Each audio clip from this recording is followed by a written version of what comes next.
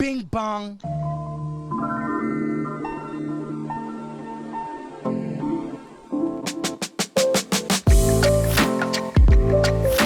This is the iDanSimpson Show.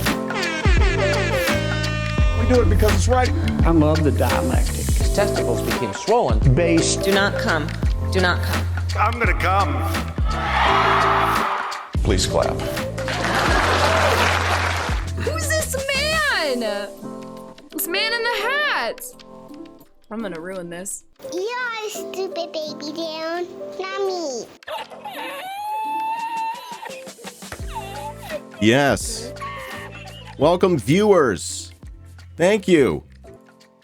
Thank you so much for being with me. This is Leftist and Chill with iDanSimpson. Today we're going to be reviewing Doomacracy Now with my guest.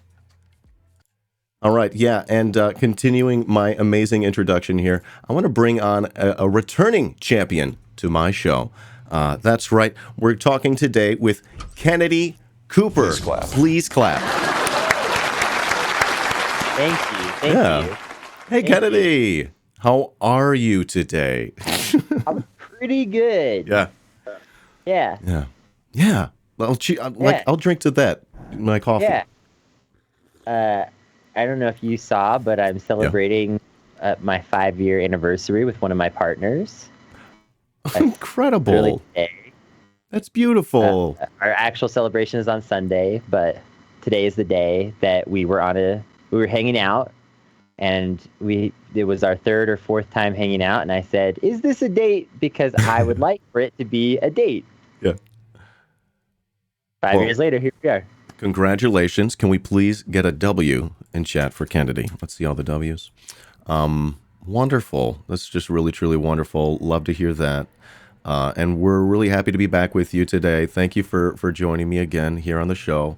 You're perhaps the most returning champion, the returning championist of. Am I really? I think maybe. I think maybe. Dang, that'd be cool. Last time we had you on, you turned me queer. That did happen. That was great. It was very special. That was a time or two ago, actually. Yeah. And today we're going to talk about Doomacracy Now. I've been came up with a just simple little format. I've just been watching the headlines with friends. We'll do that.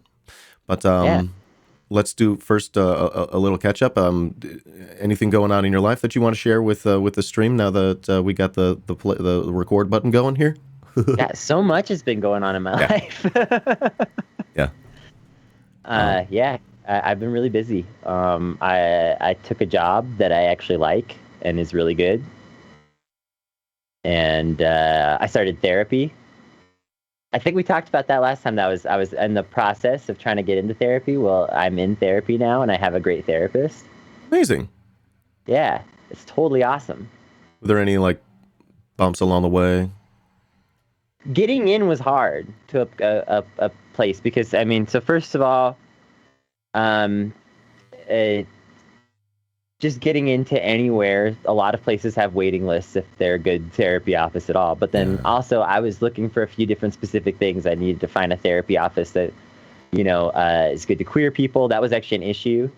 Yeah. I'll get more into that in a second. Okay. And then also a therapist that's not going to be weirded out by polyamory. Mm-hmm. Because I'm in 2 long-term relationships, one for 5 years, as I mentioned earlier, and then also my other relationship I've been in for 10 years.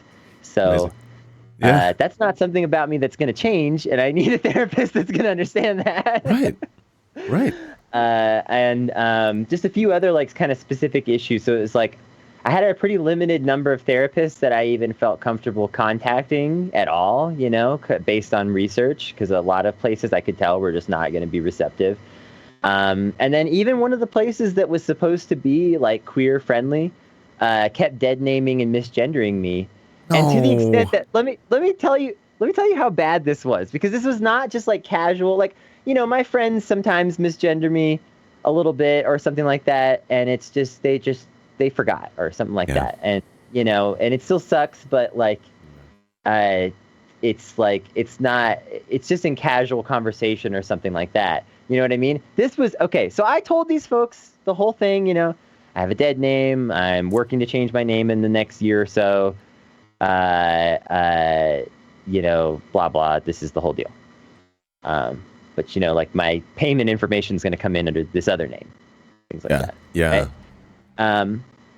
And so, so this place, one of their receptionists reached out to try to schedule me for therapy, possibly, because I was on their waiting list. So they called and didn't leave a voicemail, and then, which I thought was odd. And then they sent me an email, and they were like, "Hey, we don't seem to have the right phone number for you. It's some other name." And I'm like, "Yeah, Kennedy's me, you piece of shit." Yeah. I'm so I sent sorry. them a slightly terse email back. I bet.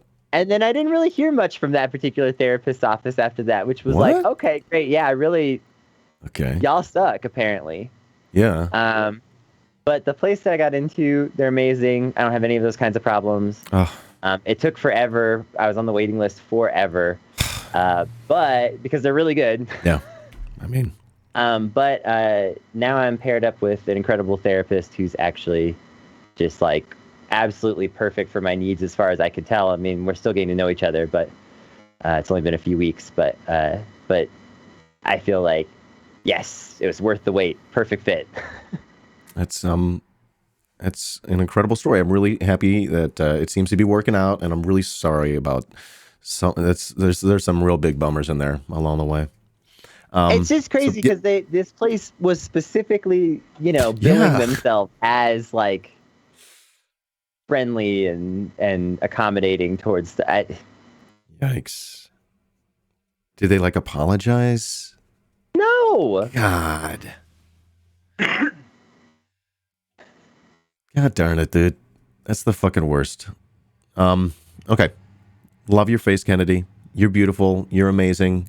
I love, by the way, your name Themperor Kennedy on Twitter. It's just one of my favorite things. I may have co-opted it.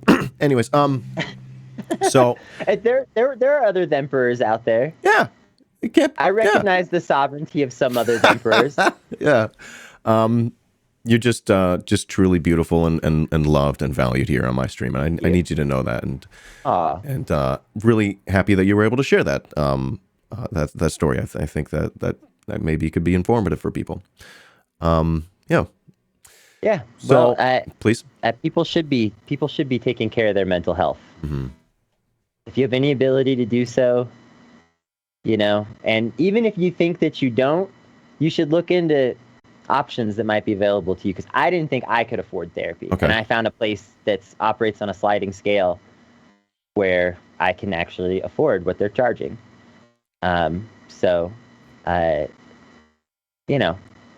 Keep it in mind, folks. You're worth it. You're worth putting the effort into yourself like that. Perfect. Thank you.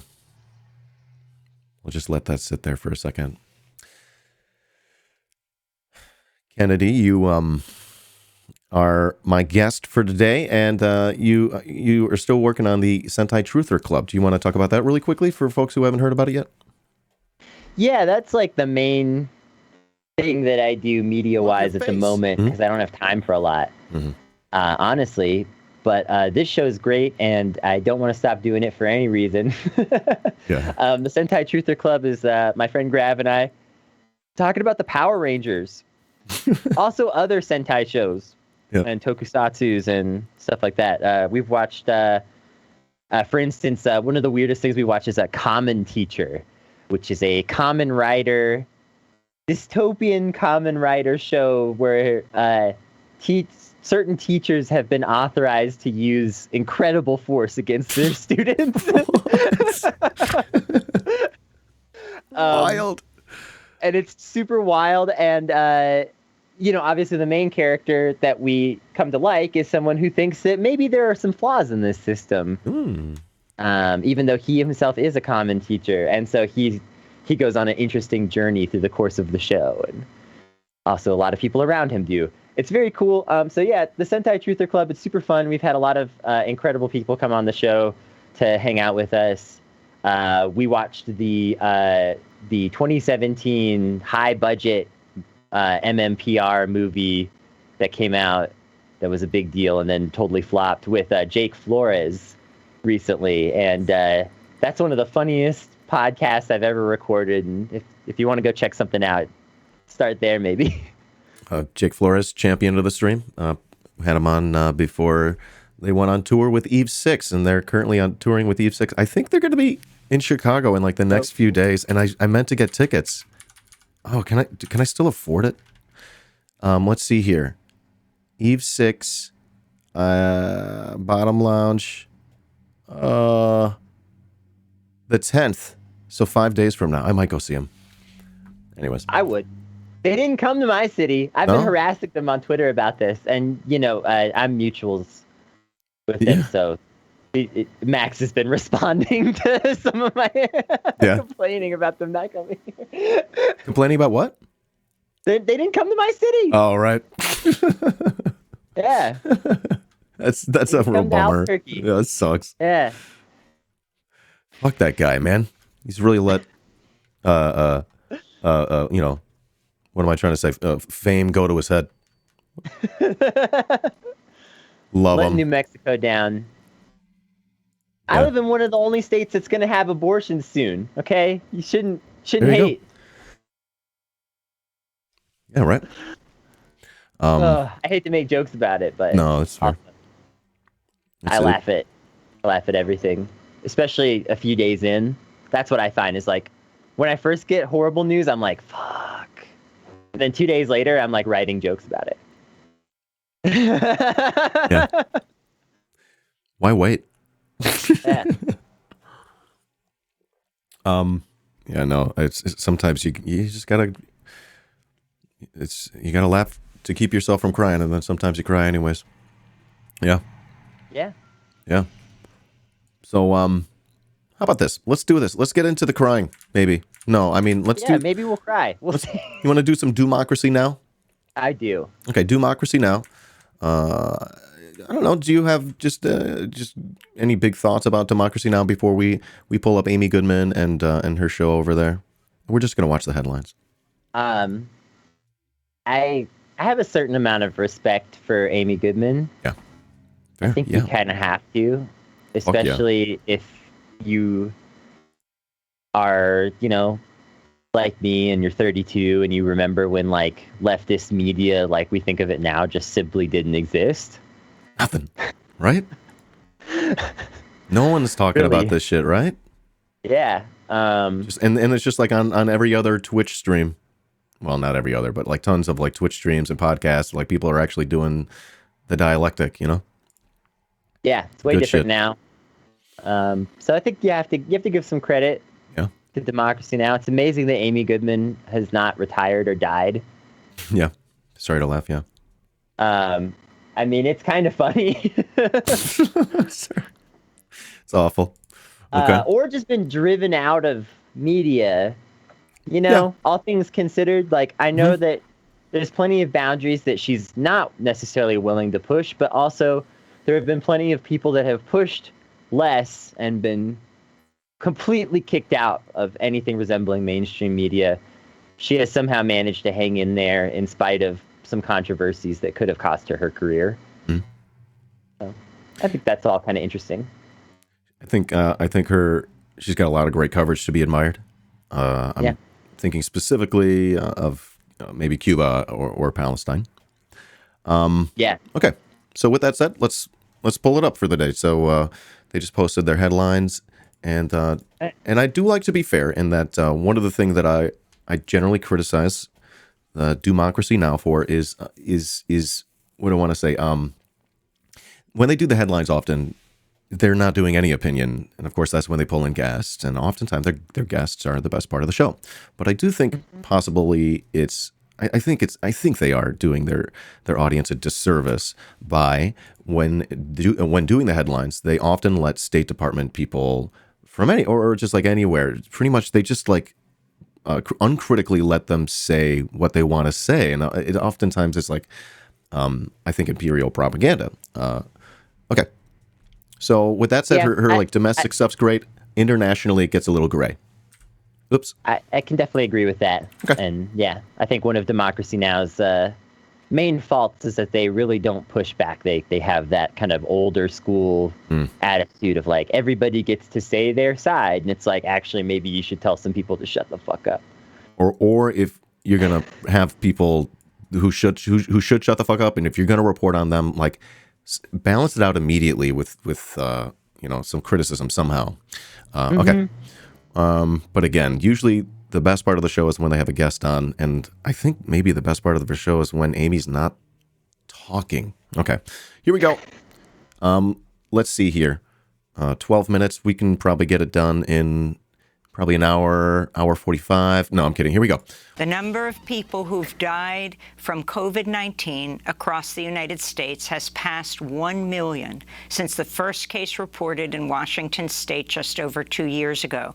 That's according to a count by NBC News, which Wednesday became the first major U.S. media outlet to report the gruesome milestone. 1 million. And I pause pretty often. You can throw your hand up or just start talking, and I'll pause as well. It's pretty simple. 1 million. I'm happy to see she's not leading with CIA propaganda today. Thank gosh. Yeah. It's a huge number. It's literally like unfathomable. Your brain just cannot calculate it. It's just so big. Okay. What I don't understand too is how we're not like just a country paralyzed with grief right now. Oh my God. All the time, right? Yeah, because like we've all lost people, so like how are so many things still functioning kind of and we're not like talking about this or accommodating for it? Well, those Raytheon missiles aren't going to make themselves. Yeah. Got to get them to Ukraine. It's important. Oh my gosh. All right. By all accounts, the true toll is far higher, nearly 1.3 million deaths, according to the Institute for Health Metrics and Evaluation, 30%. which reports the U.S. likely surpassed the 1 million It's probably mark higher even than her estimate. Yeah. December. While COVID-19 deaths have slowed in recent weeks, cases are rising in all but 4 states, and about 360 people continue to die of the disease in the United States every day.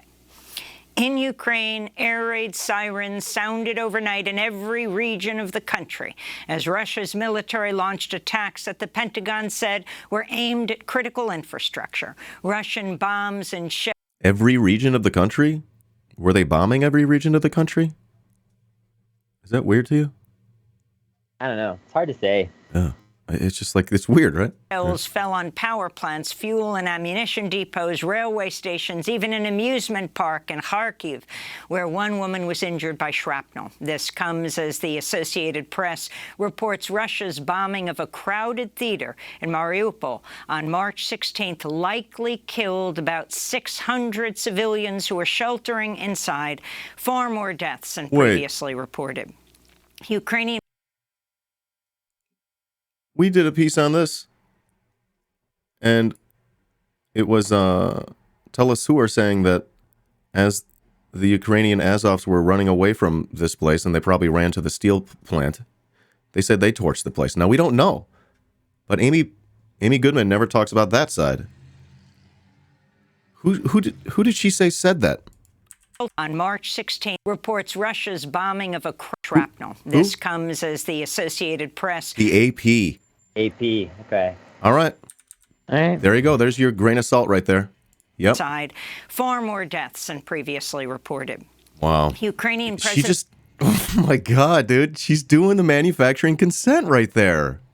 How does she's got to know it too. That one's actually a pretty egregious example because we just don't know. Fog of war, dude. And she's just going to go with AP? Fuck this shit. That's blatant, dude. That is blatant imperial propaganda. Yeah, I saw this quote that I think is really relevant that was, everyone's anti-war until the war starts. Like, it's really easy to say, oh yeah, I'm anti-war when there's no war going on. But then when the propaganda hits, can you actually keep that stance? Can you hold strong to that belief?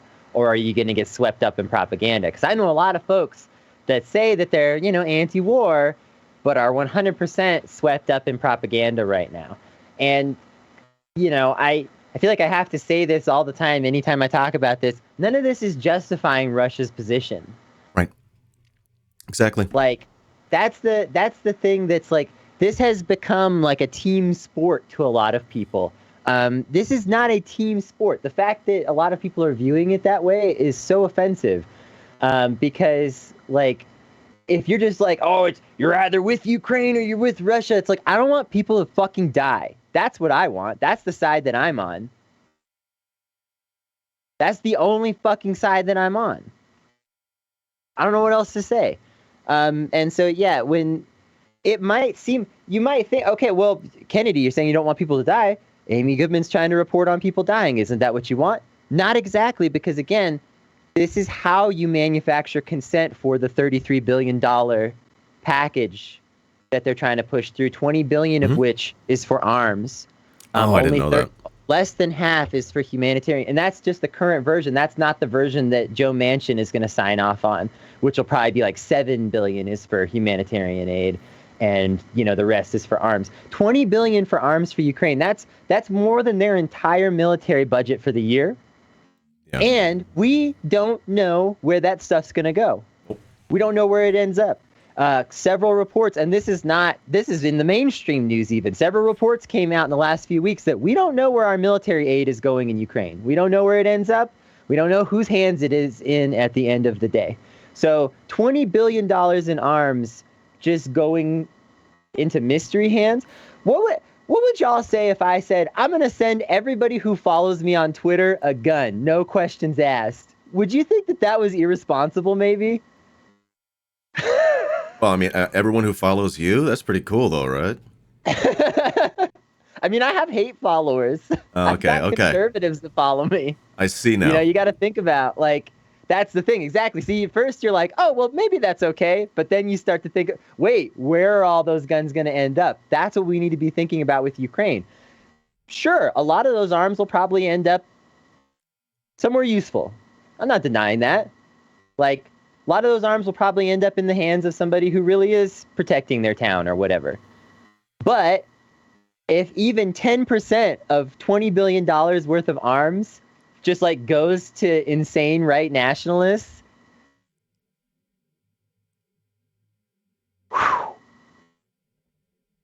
that's a lot. Wow. That's a lot. Yeah. I co-sign everything. Or just get wasted like the stuff that Russia blew up last week. Right. Did you see that story? No, hit me. They blew up a whole warehouse full of arms and armaments that we just sent to Ukraine. Yeah, that we had just sent. And they found it. And rather than even claim it, they were just, as a flex, they were like, hey, we're going to blow this up and film it. Wow. I had someone in a YouTube comment. They're like, Azov's only 1.7%. And I'm like, or Nazis are only 1.7% of the Ukrainian militia. And I'm like, how do you get this stat? Are people going around asking who's a Nazi, and you're just going to trust the answers? And then second of all, if you actually do the math, that's thousands of people, dude. It's like very scary shit. Also, that's 1.7. You have to remember, Nazis don't admit that they're Nazis unless they feel really fucking bold. Okay, this is a fundamental part of the fascist playbook. You do not call yourself a fascist. You do not admit that you're a fascist. You do not do this stuff until you're at the point where you feel like you're already basically winning and going to take power. So that 1.7% are the 1.7% brave enough to admit their true politics out loud in front of anyone. That's terrifying. We don't even have that in our military. Because a lot of people will point to that number and say, well, we probably have more than 1.7% Nazis in our... I agree with you. But we don't have 1.7% of our military willing to call themselves Nazis in front of a journalist. Right? They're willing to throw patches on. Hey, look at this Nazi symbol. It's Nazi symbols all the way down. Okay. We're actually doing a great job. I love it. I'm just going to remark in just a funny way that we're a minute 26 into the headlines, but I'm vibing. We could take as much time as we let's need. keep it rolling so we get a little further. President Volodymyr Zelensky is calling for a prolonged truce to rescue about 200 civilians and Ukrainian fighters who remain holed up. She says Ukrainian fighters, and she's referring to the literal Azov. They're in there right now, among others, I believe. In the massive steel plant in Mariupol. She also might be referring to child soldiers. Uh-oh. We don't know that. But we did see them at that little camps. And you know, these citizens, I thought we saw some of them getting out over the past couple days. And also we got to ask ourselves whether or not these are hostages. And that's why they're still in there. Okay. I don't know. That's tinfoil hat. I get it. But we got to ask ourselves these questions here. They're Nazis. You can't just expect them to be rational people. Russia's military claimed it would halt bombing the plant for 3 days to allow for a humanitarian corridor. Ukraine says Russia has reneged on similar pledges in the past. In Moscow, the Kremlin has denied President Putin is preparing to formally declare war on Ukraine during a military parade scheduled for May 9th, Russia's Victory Day. 4 days. House Speaker Nancy Pelosi says why would he formally declare war? We never do that anymore. Yeah, true. Who does that? It's passé. Yeah. Waste of time. You just go do it. Yeah, if you formally declare war, then people will be like, oh, you know, they'll make an even bigger deal out of it. Yeah. All right. I'll just remark on that framing of the Ukraine war as that was absolutely batshit. You couldn't confuse that from what you'd see on CNN, you know, just trash, you know, likely imperial propaganda, you know, that's someone at Radio Free Europe typed up for them, you know. So, all right, let's continue. Yep. Could vote as early as next week on President Biden's request for $33 billion more dollars in aid to Ukraine, including another $20 billion for weapons and ammunition. At least she said it. At least she fucking said it. At least she said it. This is why you give Amy Goodman a tiny bit of respect. Oh, for sure. Even though she is in many ways a corporate shill. Is because at least she's fucking saying it. A lot of the mainstream articles and press about this, they're saying it's a humanitarian aid, and then in parentheses, and weapons package. Like that's the lesser thing. Yeah, I am a firm believer of giving people credit when it's due and it's due, and we do that with Amy and anyone else that we hold to high esteem. I just see Amy seem to get away with it. You know, no one's talking about Amy. All right. And support on Capitol Hill. This comes as the Associated Press reports the rush to arm Ukraine has depleted the U.S. vast stockpile of weapons. Meanwhile, the New York Times reports the U.S. is providing Ukraine's... Let's get into that because that's propaganda. All right. Our stockpile of weapons is massive, okay? You cannot deplete our stockpile of weapons with a couple of $1 billion worth of shipments to Ukraine. Even this $20 billion that we're talking about sending would not really deplete our stockpiles. The Associated Press is putting that out there to manufacture your consent for the need to give weapons manufacturers more money. Mm-hmm. Yeah. That's it. That is a CIA headline, in my opinion. There it is again, dude. Put the tinfoil hat on? Fine, whatever. Sure. I don't care. But that's what they're doing. They're manufacturing consent to make it seem like, oh, well, I guess that means we do got to give these defense contractors big contracts because we don't have enough guns. We send them to Ukraine. We have so many fucking guns. We have so many bombs. We could be fighting 10 wars like this and not run out. Not that we should. Not that we should, but I'm just saying, like, that's how many armaments we have stockpiled. Yeah. It's completely insane to suggest otherwise. Yeah. Weapons. Meanwhile, the New York Times reports the U.S. is providing the New York Times reports Ukraine's military real-time intelligence that it's used to target senior Russian officers. Ukraine. This is just off the charts, dude. Like, we're gonna look back on this and just go, holy shit, the hits just kept coming day after day after day during this war. That is like an explosive thing. That's explosive. This is, we're definitely going to look back on this and people are going to be wringing their fucking hands like, oh, how could I have known? And it's like, you could have listened to me or Dan. Yo. To start with. Yo. Thank you. Yeah, no, I mean, I think I'm doing an okay job on this, considering I couldn't have pointed out Ukraine on a map before the Russian tanks rolled in February. I admit that. I admit when I'm a dumb guy, you know?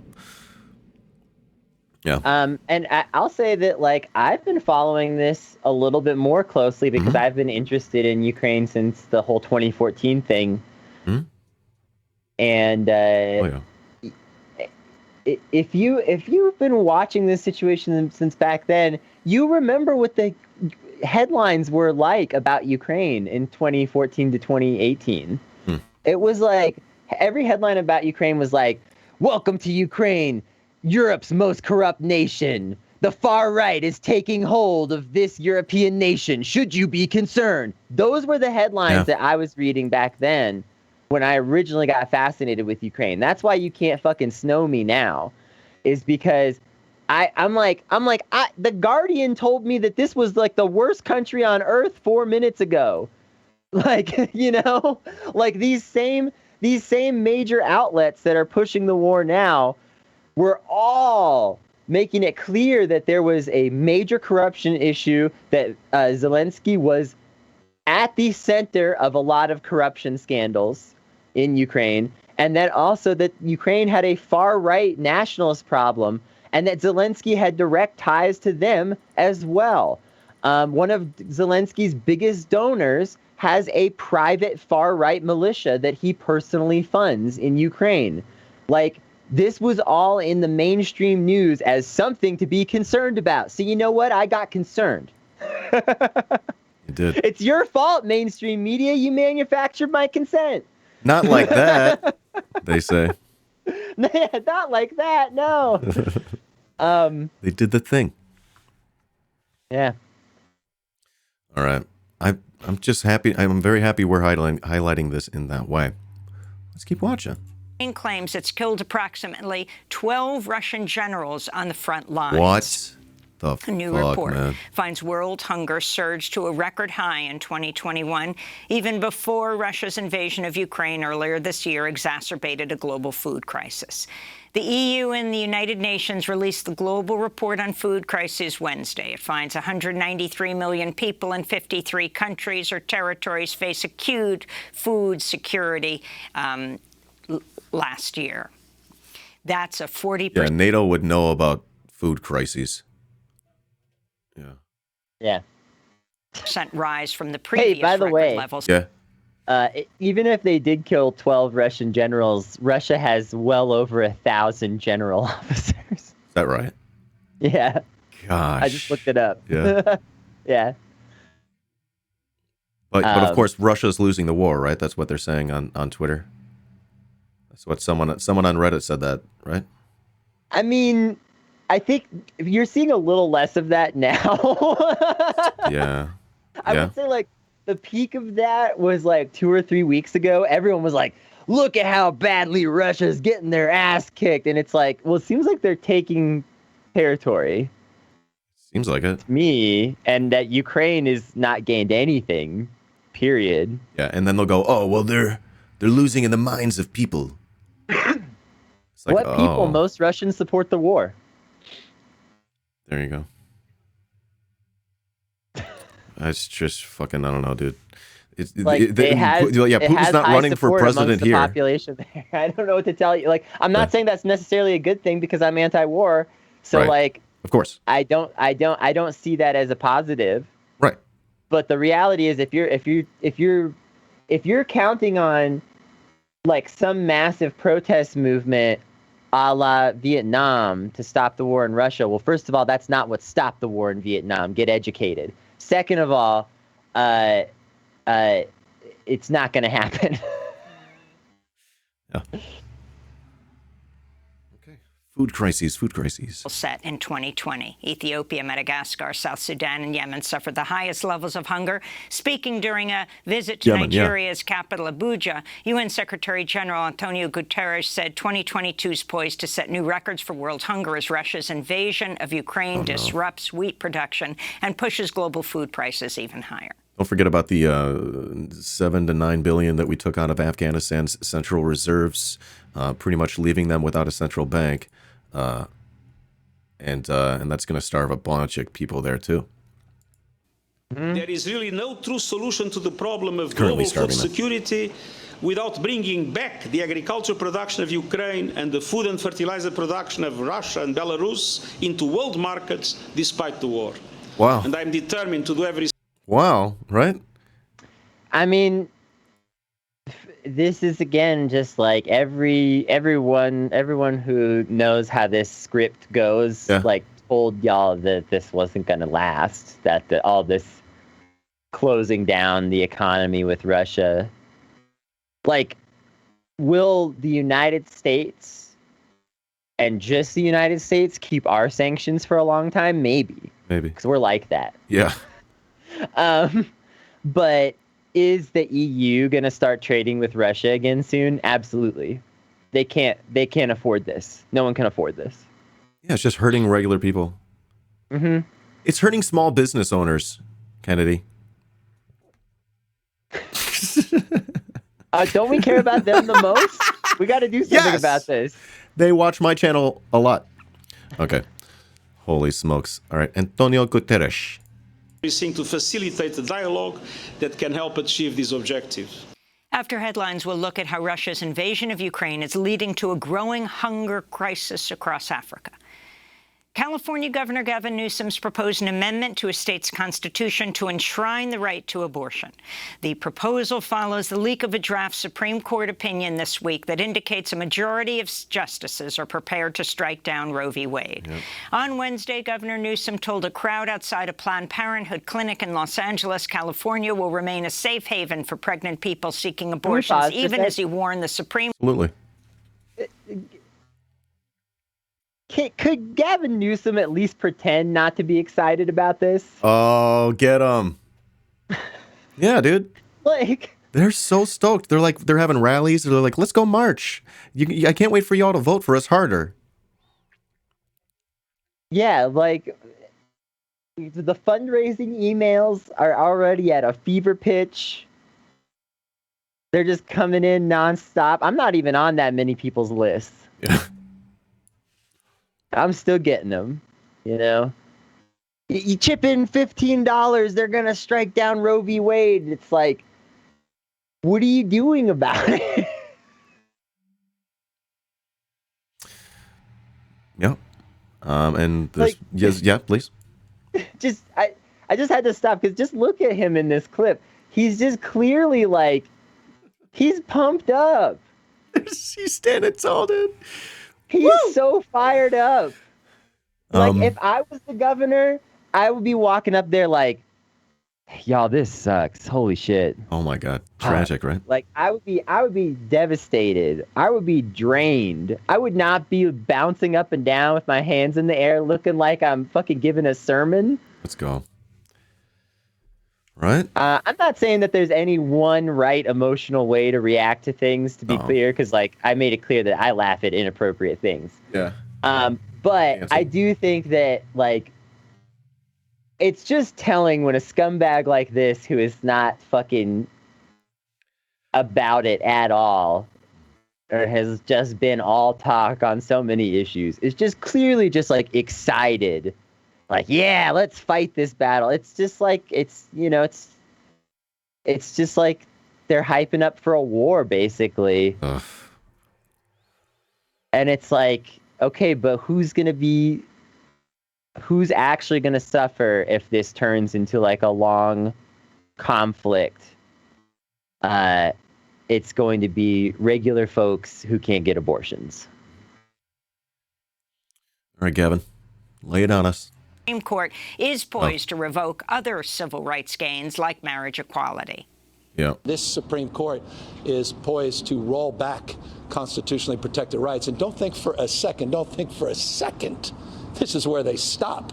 Okay. In Texas, top Democratic Party official. Oh my God. Yeah. Fucking calm down, dude. He's like rocking half a boner. We can see the outline, bro. He's at least half hard right there. His nipples could cut glass. What the They're so fuck excited. is wrong with this guy? They're like, oh, finally we got something to run on, right? 100%. Yeah. And it's like, especially as a governor, Yeah. you shouldn't even be playing this game. You can't really fight Republicans head on about this issue. You're not in Congress or the Senate. You don't make those kinds of decisions. You should only be like focusing on like your state and the rights of the people within your state. Like he's gearing up like, I don't know. Is this motherfucker gonna run for president? Oh, swear to do you God. see? Oh, I see that now. This gave him a lane, right? This like gives him a lane. He's been looking for a lane. That's the thing, is like he's just desperate for any kind of lane that could propel him to enough notoriety to give it a shot. Oh my gosh, I hate that. I don't like it. Okay. Don't like this at all. I don't like. I mean, he's right though. They are coming for more rights. To be fair, not to hand it to him. He's not wrong. It's Right. just that He's very excitedly look at him. right. He's fucking giddy. Yeah. Yeah. What a handsome guy though. Wow. Okay. Anyways. This is where they stop. In Texas, top Democratic Party officials are continuing to support conservative Democrat and incumbent Congressmember Henry Cuellar, despite his long-standing opposition to reproductive rights.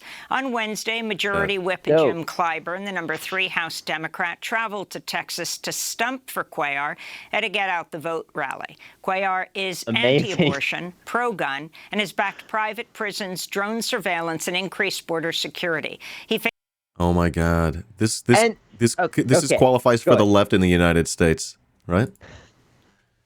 Well, I was going to say, what bothers me the most about this is that liberals will say, well, there's not that many anti-abortion Democrats left in the party. First of all, there should be none. Yeah. So fuck off. But Yeah. second of all, Fuck off. when some of the most like sort of prestigious reps in Congress will come stump for you, that justifies your position. Mm.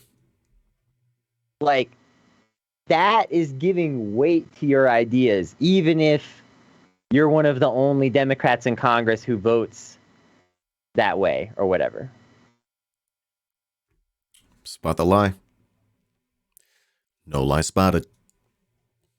faces progressive challenger Jessica Cisneros in a tightly contested primary election runoff that ends May 24th.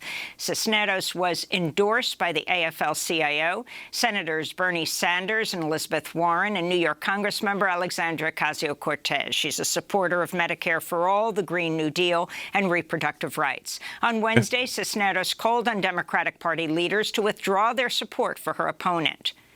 Yeah. At every turn, my congressman has stood in opposition to the Democratic Party agenda, from being anti-union to being anti-choice. Right. So no, hold on. This is perfect. This is a perfect example here. Clearly, what the Democrats are going to do is they're going to go, oh, Jessica Cisneros. She's got better policies that are, lefter and better for people that, need help, and not the people who always seem to get help, who don't need it, which is wild to me. And clearly they're going to go, oh, we should support her. Right, Kennedy? Right? That's going to happen, right? It's definitely 100% going to happen. I can't say it. All right. Well, I don't want to be misinformed. I don't want my audience to be misinformed, Kennedy. Here's the fucked up thing. Yeah. Jessica Cisneros is not like a radical, really. No. Like Not to say that I wouldn't want her to be my rep or something like that, because she's definitely got great policies and things going on and blah blah. But like, she's not a radical. She's probably, I don't know. She might even be like to the right of Bernie if it came down to it. Like, I mean, she's really not like any kind of anything exceptional. She's just a progressive. Yeah. And the Democratic Party still wants to shut her out, even though she would play ball on 90% of everything and just like fight for healthcare and shit. Yeah. Like AOC style. I mean, AOC passes almost any bill that the party asks her to. And then every now and again, she puts her foot in something to try to make a difference. And I don't even think that's worthless, for the record. But that's what they're opposing, is somebody who would be like that. Like, not somebody who would be throwing fits, filibustering shit, acting crazy, making trouble, giving speeches all the time to stir people up. Nope. Just somebody who would mostly do what the party wanted and then try to get us health care. That's too much. It's like it's not even like, yeah, to add on to that, it's also that it represents an existential threat, and it's not even like, oh no, we don't want that. This must be demolished. So I wonder what's going to happen here. I hope for the best for Cisneros, of course. And we'll be tracking that. I think I learned about her run just a few months ago. All right, let's continue. And with the House majority on the line, GWAD could very much be the deciding vote on the future of reproductive rights in this country, and we just cannot afford that risk. The Federal Reserve has raised U.S. interest rates by 0.5 percentage point, the largest increase since 2000. Fed Chair Jerome Powell said Wednesday the widely anticipated interest rate hike would help the U.S. economy beat back inflation, which is at a 40-year high. A comparatively low U.S. unemployment rate has led employers to raise wages to attract new workers, while disruptions to supply chains caused by the pandemic and Russia's invasion of Ukraine continue to push prices higher. A psychologist who helped the CIA develop its torture program testified at Guantanamo this week about waterboarding a Saudi man at a secret CIA black site in Thailand. This is so fucked. James Mitchell. In Thailand? A secret black site in Thailand? Yeah, we have bases everywhere. Yeah, but it was a secret. So I guess I didn't know about it. Yeah, but if we have a base, there's probably like a black site like 4 feet away. Oh my gosh, you got to hear about this story. They put this guy in a box, and they say that he wants to go into the box after a while. Hatim al-Nashiri became so broken after the waterboarding sessions that he would voluntarily crawl into a small wooden confinement box. Al-Nashiri is accused of being the mastermind of the USS Cole bombing. He was first detained in 2002, then held at 10 secret CIA sites over a 4-year period before being transferred to Guantanamo. Oh, my Just think about the cost of moving someone between that many sites. It's like, even if you believe that the CIA is good, which I don't know how you possibly could, like, there's no need for this is so insane. Like, what the fuck? Ashton Kutcher just entered the chat. Did you see his tweet where he's got like a mug? It's a CIA mug. He's like, shout out to all the heroes. And I'm like, no! I forgot about that. He has terrible politics, though. I already knew that. It's off the charts. So bad. I'm like, they're responsible for millions of deaths worldwide. Figure it out, bro. All right. Amy. has ordered 2 members of U.S. Veterans for Peace to pay just over $10,000 for protesting at an Irish airport used by the U.S. military to refuel planes heading to the Middle East. The veterans, Ken Mayers and Tara Kauf, who are now both in their 80s, entered the airfield on March 17, 2019, to inspect U.S. planes on the runway while carrying a larger banner that read, quote, U.S. veterans say respect Irish neutrality, U.S. war machine out of Shannon Airport, Veterans for Peace. Okay, so pause right here, and I do like to make sure that I give Amy credit for when she does good, and since I'm so critical, I feel like I gotta pause and give her credit. So we're thinking about this, no one in corporate media is going to be talking about this very much, this story. No one's talking about probably this CIA guy doing the thing. So, credit to Amy, credit to the Doomacracy Now crew for doing a good job. It should be commended, especially if I'm going to be super hypercritical. To be fair, I'm being hypercritical, but at the same time, she's building consent sometimes, and it's got to be called out. Okay. War machine out of Shannon Airport, Veterans for Peace.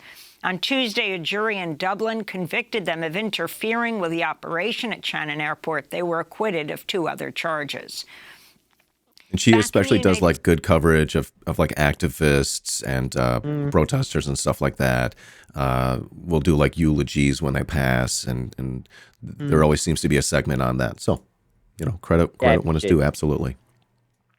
States, the House there are Committee. There are some leftist shows that could do more of that kind of stuff, to be honest. Yeah, probably me, honestly. Like, I'm not calling you out. I'm calling out like the more dirtbaggy kind of shows that really just they love to talk shit, but it's like, when's the last time you promoted activism ever? Precisely. Investigating the January 6th assault on Congress has released text messages of Donald Trump Jr. pleading with the White House to condemn the insurrection at the U.S. Capitol on the day of the riots. Wow. In one text message to White House, that's a little surprising. Chief of Staff Mark Meadows on January 6, Trump Jr. wrote, "We need an Oval Address. He has to lead now. It has gone too far and gotten out of hand," unquote. The text messages were released as Trump Jr. reportedly met privately with the January 6 committee to answer questions. Meanwhile, 2 New York Times reporters have released new audio tapes of House Republican minority this guy's seen some shit. Leader Kevin McCarthy recorded 2 days after the insurrection. In the recordings, I'll say it, like in the final months of the Trump presidency, and like right after that, he just looked like a deer in headlights the whole fucking time. Like he's like up to his neck in really filthy, dirty shit that Trumps were doing. This guy looks like one of those dogs that's like 16 years old and just looks like sad all the time now. He's got the face. Yeah, he's got a pupper face. Heard talking with an aide about the possibility of invoking the 25th Amendment to remove Trump from power. Wait, hold on. I got to go back and make sure I caught that. He was talking about using the 25th Amendment? To answer questions. Hold on. Meanwhile, 2 New York Times reporters have released new audio tapes of House Republican Minority Leader Kevin McCarthy recorded 2 days after the insurrection. In the recordings, McCarthy's heard talking with an aide about the possibility of invoking the 25th Amendment. God. Holy shit. Oh my God. That's so funny. Oh my God. This is fucking insane. How many explosive things have we heard during today's headlines? That is off the charts. Wow. The 25th Amendment, of course, that's like, I don't know, if you get all the right people to agree, they can get the president out. Yeah? Yeah. Mm-hmm. That's the idea. It was specifically like all the cabinet members, or like most of them, or I don't know. It's like a couple of the Senate and congressional leaders and some other I can't remember. I think maybe even the vice president has to be involved or something. I can't remember. It's crazy. Okay. Which Pence would have done it. Yeah. Right? I think maybe. We know that now. Yeah. I think so. He hated that guy. Because of Trump, like Pence, his whole shit was like thrown under the bus, He was like seen as like a sort of like sort of like a straight down the middle conservative kind of guy. But I don't know if you've heard his old stuff, actually. Pretty wild. He used to have a podcast or something. All right, I don't know. Blah, blah, blah. Power. McCarthy appeared to oppose the plan largely because it would take too long to implement. I think the options that have been cited by the Democrats so far He would have done it. If it was faster, he would have done it. As in he couldn't have done it before Trump's presidency would have been over naturally, right? Oh my God. Wow. the 25th Amendment, which is not exactly an elegant solution here, that takes too long too. It could go back to the House, right? Oh Days after my those remarks, God. the House voted on a resolution calling on the vice president to activate That's the the 25th funniest thing. Oh my God. Holy shit, that's so funny. You are kidding me. I just think a bomb went off in the room. Okay. Amendment to remove Donald Trump from office. Just one Republican congressmember voted in favor of the measure. In labor news, workers at more than 50 Starbucks stores have now voted to unionize. Amazing. Starbucks Workers United has won union elections in 54 of 60 elections, a 90% win rate. The company is now fighting back by offering to increase worker wages and training, but only at non-unionized stores. This is Starbucks billionaire CEO Howard Schultz. You can't do that. What? What did I do? You can't do that. You can't say we're going to increase wages at every non-unionized store.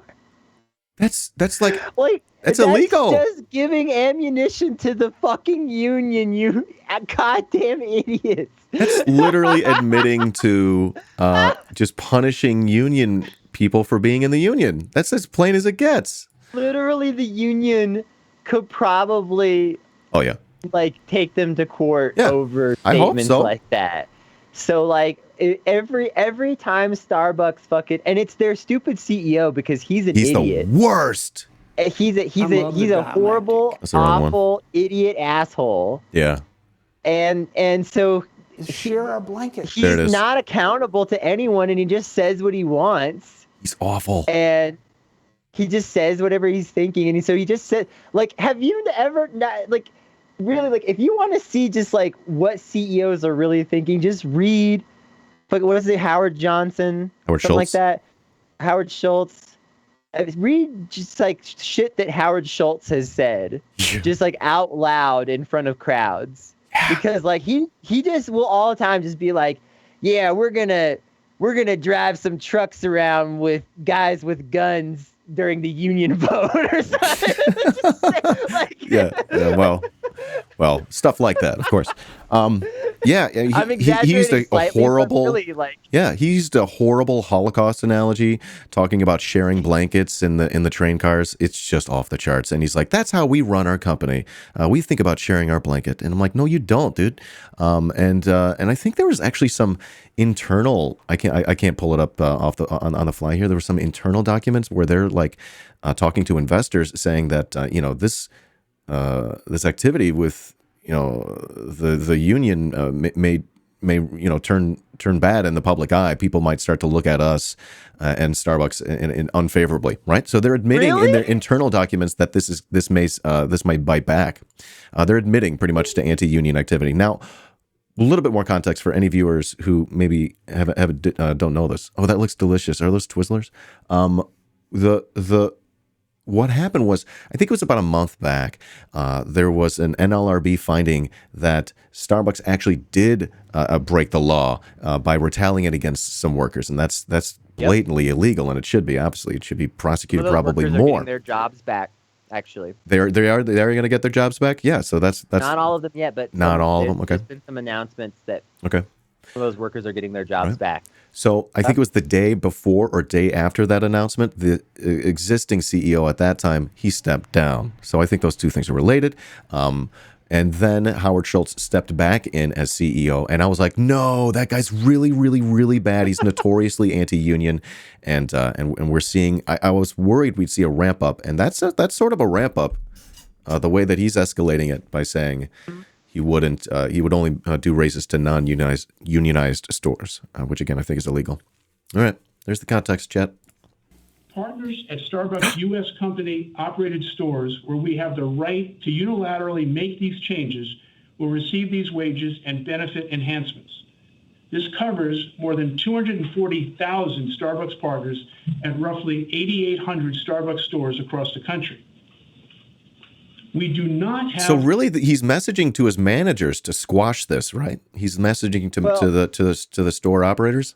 What he's saying here is when he talks about having the unilateral, he's trying to couch this like, oh well, we can't just raise the wages at the unionized stores. We have to talk to the union. Like he's trying to position it like that. And honestly, this is fine.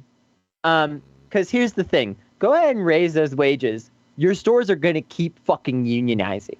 You could give your employees $30 an hour, and they're going to keep unionizing because they know that they can and they know that they should. And it's you can't stop it, and you're a fucking idiot to think that you can. And they're also messaging, honestly, to the workers, to the unionizing people that, hey, this is working. We're raising, right? Because of this pressure, we are raising wages for thousands of workers, right? So it's working. Also, you're just giving the union a even stronger position to bargain. They're like, oh shit. Like, hey, well, minimum wage at most of your stores is this. What's up? You're just giving them more position to bargain from. I think so. This is an L. This is dudes posting their L's. Here's the thing. You can't trick people into not wanting this with a few extra dollars. I know I kind of already said this, but I just really want to emphasize it. You cannot do that. It's not going to work. The stores that are currently like organizing unionization efforts, and here's the thing. In Howard Schultz's mind, he still doesn't understand how big this is probably.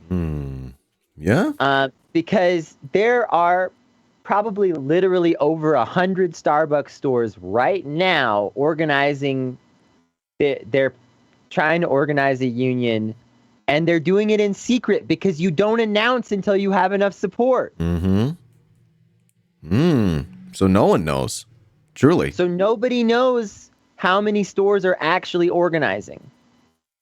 Okay? Because you don't announce that you're organizing your union until you have enough support. To start a union, I'm going to have to go pretty soon because I got to go back to work. I'm sorry. This is just a vibe. No, it's Love okay. It. But I want to tell your audience how you organize, how you start a union. Okay?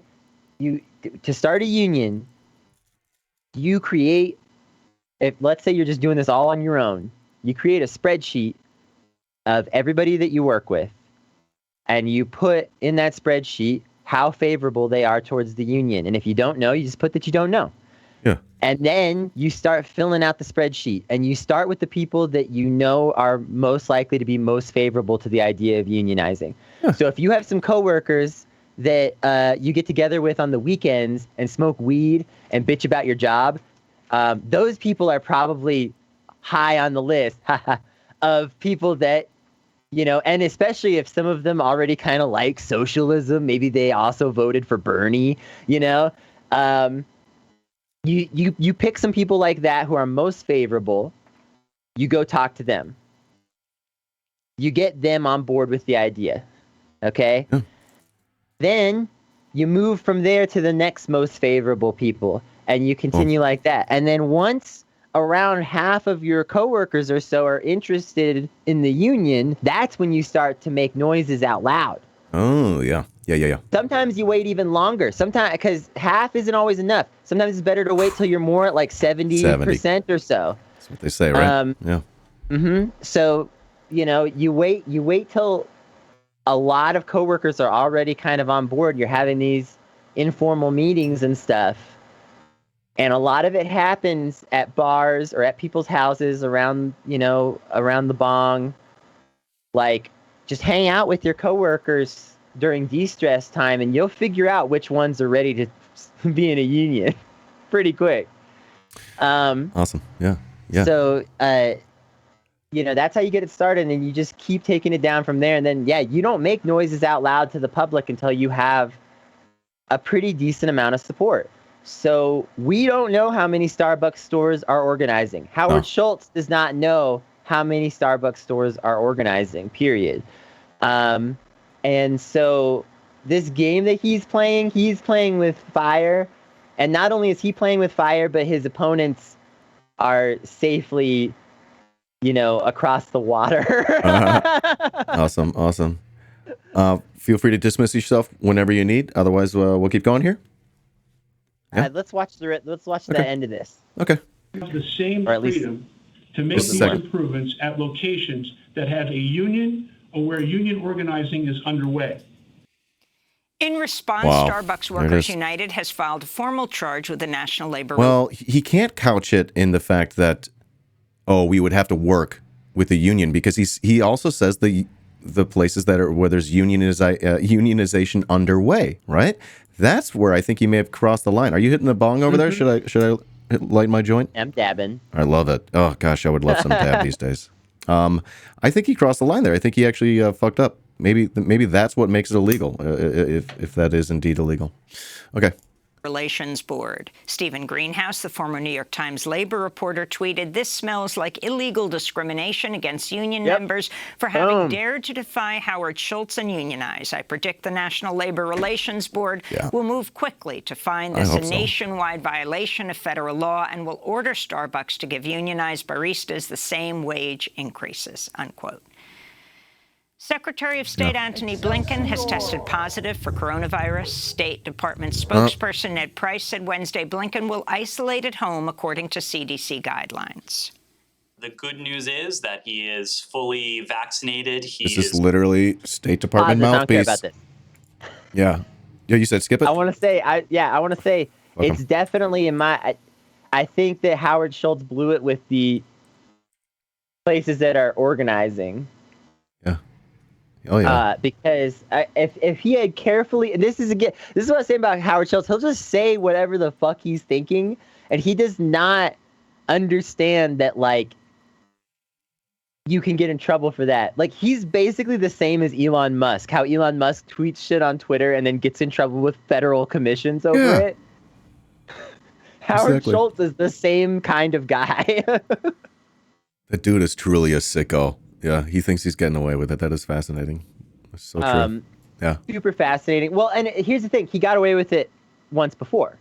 Oh, right? Okay. Real quick, yeah. Yeah, this will be my last thing that we talk about, and then I'll just bounce out of here. Cool. But Howard Schultz basically shut down, pro-worker sentiments within Starbucks years ago. And so, he feels like he can do it again because back in, 2006 to 2010, roughly, that's when Starbucks was closing a lot of stores. Starbucks did not necessarily need to close all of those stores. Oh. There was also sort of this other aspect. They did open too many stores. That was true. But also there was kind of this other aspect to it of trying to sort of redefine the Starbucks corporate culture and basically make it more toxic and more profitable. And so Howard Schultz was able to restructure Starbucks once before to sort of disenfranchise his workers, because that's what a lot of it had to do with that. A lot of it had to do with firing people who were making too much money and then hiring people for less and shit like that. Yeah. Okay. So he thinks he can do it again somehow because he completely got away with it back then. But that was at a time when people felt differently about unions. Support for unions in general has gone up 100% in the last 10 years. I don't know. Right. We can point to Bernie and the 2008 Occupy movement, maybe. Mm-hmm. Yep. Occupy deserves a lot of credit that they don't get, especially for things like this. People who say that Occupy had no goals and was unorganized, one of their goals was to get people to like unions. I think that they succeeded. Hey. Okay, maybe we've seen maybe we've seen the fruits of their labor there. I think so. Did start some mass labor organizing in this country that didn't exist before that moment. It really did. Now, people don't necessarily entirely understand or give it credit for that a lot. But so unionization support has jumped up tons. Like, you go back to the 90s and the 80s, and people basically, you ask people about unions, and they're like, I'd rather kill myself right now and pour my blood into my gas tank than join a union. Like, and that's totally shifted. And so, Howard Schultz, he was able to manipulate his company and disenfranchise his workers at a time when people didn't understand that they had power like that, or that they could have power like that, or that was a good thing. Mm-hmm. And now people do. If 60 of your stores have already organized, you are so super fucked. Yeah. Like. Yeah. I'm scared though that he's got a plan though, because he says, you said he's acting like he did last time. That makes me scared, honestly.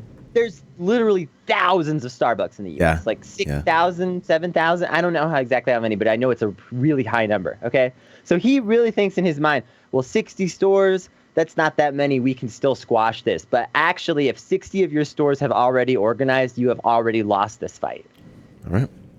I said earlier, there's at least 100 stores organizing right now, and you don't know it. It could be 1,000. You don't know. You don't know, Howard. Love it. He's going to be so mad when he sees this. I know he watches every show, so.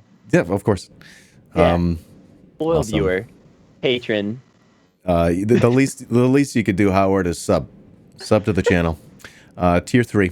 And okay, Kennedy, we're gonna let you go. You've been great today. Let's really quick let people know where they can find you and how they can support you and your content and your dear frog. Yeah, you can see pictures of my frogs on my Twitter at Kennedy T. Cooper. I post usually at least one frog picture a week. My frogs are very elusive, so I don't get a lot of great pictures of them. Did you say abusive? Elusive. Elusive. Yeah, they're very shy. They're not bold. I want to get some poisonous frogs because they're bold and they're not afraid of you. We can talk about that next time. Okay. I see now. They are elusive. Little friends. Oh, that one's not mine. That's. Oh. I wish that was tricked. I wish. I just thought that was funny as hell. It was cute.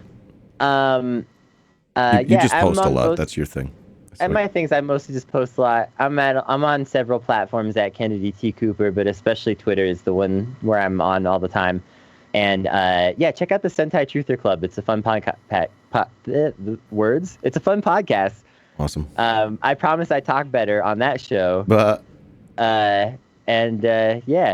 Bye. Bye. Thank you so much, Kennedy. Love your face. We'll talk again soon, okay? Have a great rest of your day. Thank you. All right. That was Kennedy. Say goodbye to Kennedy. Thank you so much, y'all. And thank you again to patrons for keeping this alive. Patrons get early access to my leftist and chill talks, including, well, I actually got to decide what I'm going to do with these. These might come out the day after. Yeah, because they're like fresh. Otherwise, you get early